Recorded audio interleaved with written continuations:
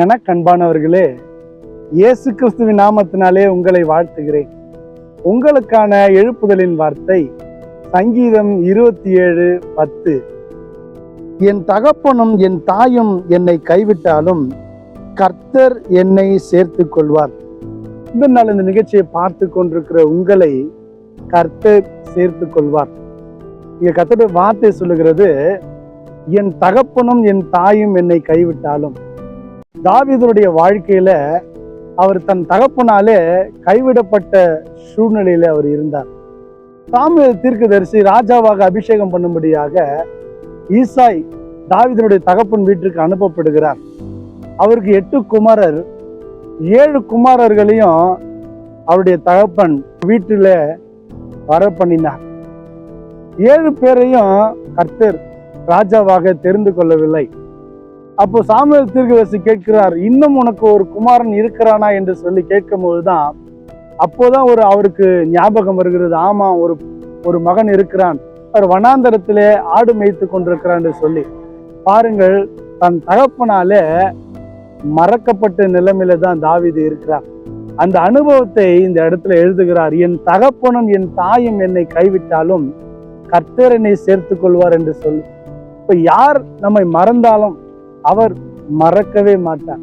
ஸ்திரீயானவள் தன் கர்ப்பத்தின் பிள்ளைக்கு இறங்காமல் தன் பாலகனை மறப்பாலோ, அவர்கள் மறந்தாலும் நான் உன்னை மறப்பதில்லை என்று சொல்லி ஆண்டவர் உங்களை பார்த்து சொல்லுகிறார்.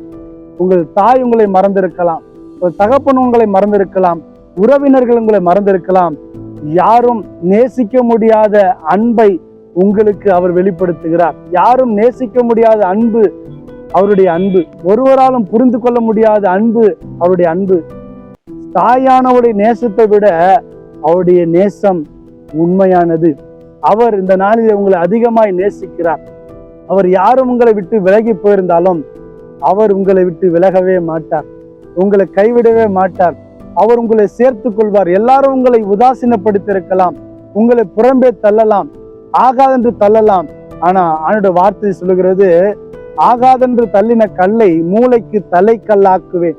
பாருங்க, நீங்க புறக்கணிக்கப்பட்டிருக்கலாம், உங்க உறவுகளால துரத்தி விடப்பட்டிருக்கலாம், உங்கள் தகப்பன் தாய் உங்களை கைவிட்டிருக்கலாம்.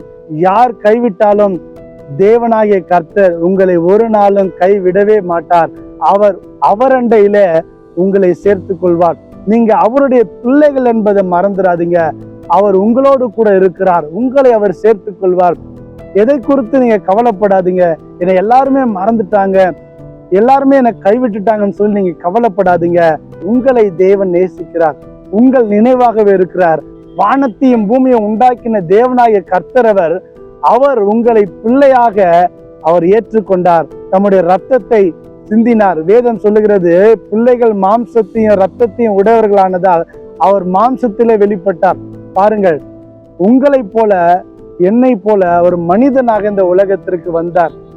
எந்த அளவுக்கு தேவன் நம்மை நேசித்தபடினாலே மனிதனாக அவர் வந்தார். இவ்வளவு பெரிய அன்புள்ள தேவன் நம் தேவன், அவர் எப்படி உங்களை மறப்பார்? அவருடைய சமூகத்துல உங்களை சேர்த்து கொள்வார். அதனால எதை குறித்து நீங்க கவலைப்படாதீங்க, துக்கப்படாதீங்க, கலங்காதீங்க. உங்களை ஆண்டவர் அதிகமாய் நேசிக்கிறார். ஜெபிப்போம். பரிசுத்தம் நல்ல பிதாவே, இந்த நிகழ்ச்சியை பார்த்து கொண்டிருக்க ஒவ்வொரு ஜெபிக்கிறேன்ப்பா.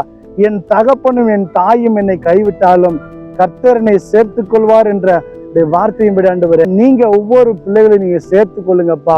ஆண்டவர், யாரு விலகி போயிருந்தாலும், யாரு கைவிட்டு இருந்தாலும் நீங்க ஒருபோதும் கைவிடாத தேவனப்பா. அப்ப எங்களுக்காகவே இந்த மனிதனாக இந்த உலகத்துக்கு வந்தீங்க. எங்களை நேசித்தபடினாலும் பிதாவினுடைய குமாரனை அனுப்பி அன்பை வெளிப்படுத்தினீங்கப்பா. தாயின் அன்பை பார்க்க உங்களுடைய அன்பு மேலானதா இருக்குது ஆண்டவரே. கர்த்தருடைய கரத்துல ஒவ்வொருவரையும் ஒப்பு கொடுத்து ஜெபிக்கிறேன். இயேசு கிறிஸ்துவின் நாமத்தின் மூலம் வேண்டிக் கொள்கிறோம் எங்கள் நல்ல பிதாவே, ஆமேன். தகப்பனும் தாயும் உங்களை கைவிட்டாலும் கர்த்தர் உங்களை சேர்த்துக் கொள்வார். God bless you. God bless you.